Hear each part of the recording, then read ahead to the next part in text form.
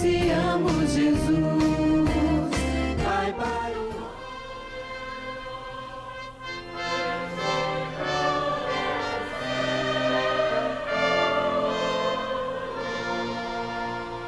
Habemus Papam. Temos um novo Papa. Com estas palavras, começa em 1978 um dos maiores pontificados da história da Igreja Católica Romana. Pela segunda vez em apenas 2 meses, o Colégio dos Cardeais escolheu um novo líder.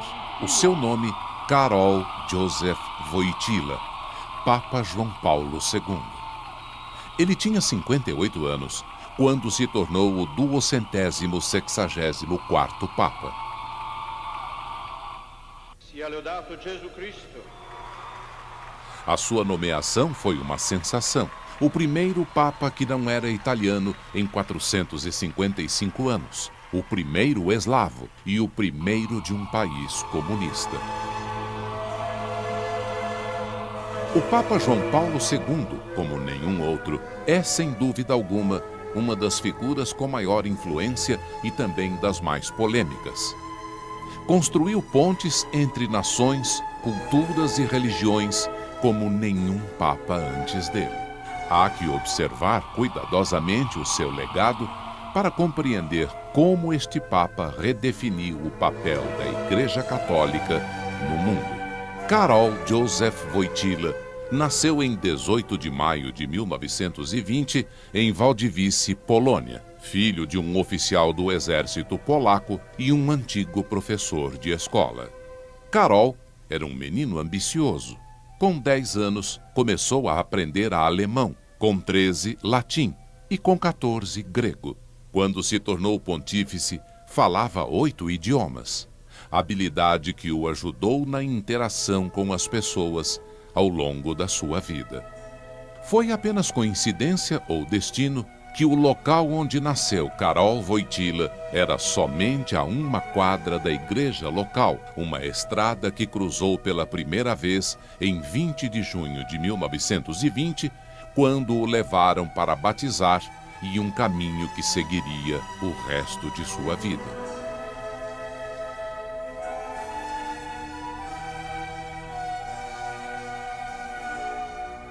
Hoje, o local onde nasceu Karol é um museu visitado por milhares de pessoas de todo o mundo todos os anos.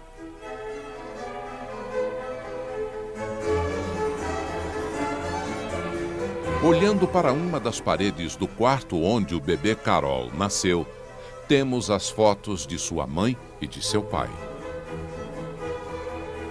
Em todo o edifício, as paredes são cobertas com centenas de fotografias que documentam cada estágio da vida de um homem que tocou muita gente e cuja memória permanecerá em nossos corações para sempre.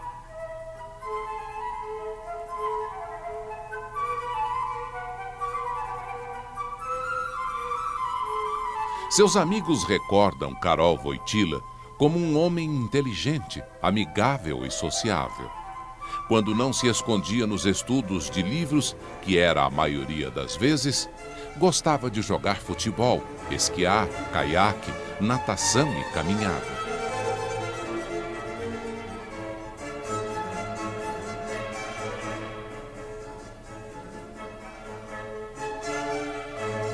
Sua paixão pelo ar livre não o deixou até o fim de sua vida e é uma testemunha da profunda conexão que este homem sente pela natureza e Deus.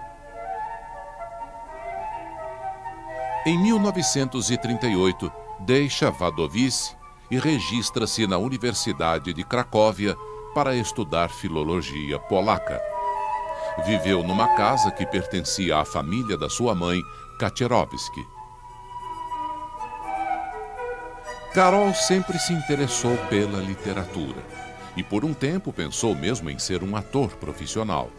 Quando ainda na escola em Wadowice, participou do teatro da escola e foi protagonista de diversas peças teatrais.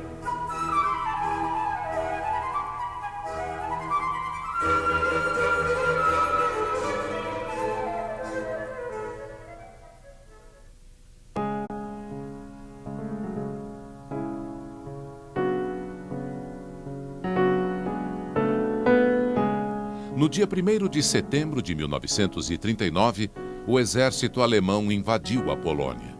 Somente 27 dias mais tarde, a Polônia se rendeu. Os alemães fecharam todas as universidades e tentaram impor o uso do alemão como a língua oficial. Em 6 de novembro, os professores de uma universidade que tinham tentado manter a instituição aberta foram deportados pelos nazistas. Assim, os estudos sagrados da filologia polaca terminaram após somente um ano. Durante a ocupação nazista, se proibiram todos os programas culturais. Karol Wojtyła, que sempre havia sentido paixão pelas belas artes, participou do teatro clandestino, escrevendo obras e produzindo representações secretas.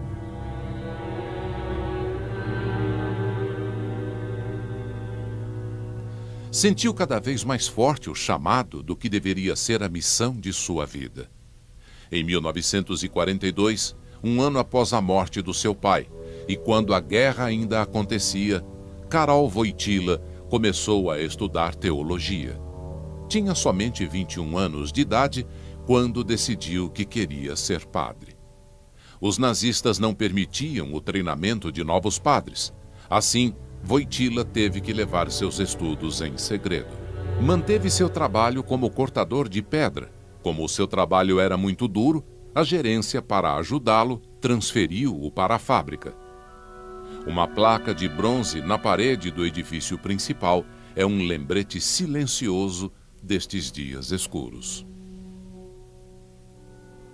Os arcebispos de Gea tinham montado um seminário secreto e em 1944 foi dado a Karol um quarto no palácio do arcebispo de Cracóvia. Aqui, estudou escondido até que a guerra terminou em 1945. No ano seguinte, no dia 1º de novembro de 1946, Karol Wojtyła foi ordenado padre.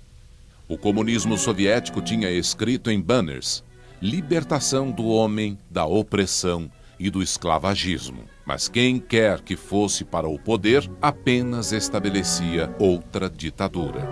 Para Karol, que tinha trabalhado no comunismo polaco como padre e mais tarde bispo, o conflito entre os ideais comunistas e a forma de como colocá-los em prática foi um fator determinante na sua vida. Os seus esforços incansáveis em mudar o sistema político, que a história mostrou que falhou, tentativa após tentativa, influenciaram mais tarde os acontecimentos mundiais do homem. Sem dúvida alguma, o Papa João Paulo II teve um papel importante no processo que levou à fundação do Sindicato Livre Solidariedade, que foi a base de transição na Polônia de um regime comunista para uma democracia. Os acontecimentos na Polônia levariam à queda do Muro de Berlim em dezembro de 1989 e está intimamente ligado à queda do Império Soviético.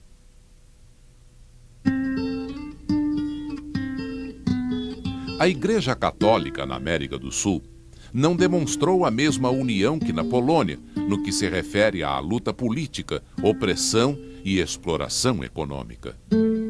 O Papa defendeu que a Igreja tem que tomar partido pelos pobres, quando ele visitou o túmulo do arcebispo Romero, que pagou com a vida a sua luta pelos direitos humanos. É muito interessante, um privilégio quando a gente pode ir a um lugar onde viveu, onde um santo foi descobrindo a sua vocação. Mas como não dá para ir, como é bom quando outros fazem essa experiência e nos trazem aquilo que vivenciaram e nos fazem participar de suas emoções pelas descobertas que fizeram. Eu penso que foi essa a experiência que você teve, como eu tive, ao percorrer alguns caminhos do nosso São João Paulo II. Foi uma luz, uma estrela a brilhar no céu da igreja. E nós somos gratos a Deus e nos sentimos estimulados a nós também buscarmos a santidade a partir da realidade em que vivemos, das lutas que enfrentamos, a partir da nossa vocação.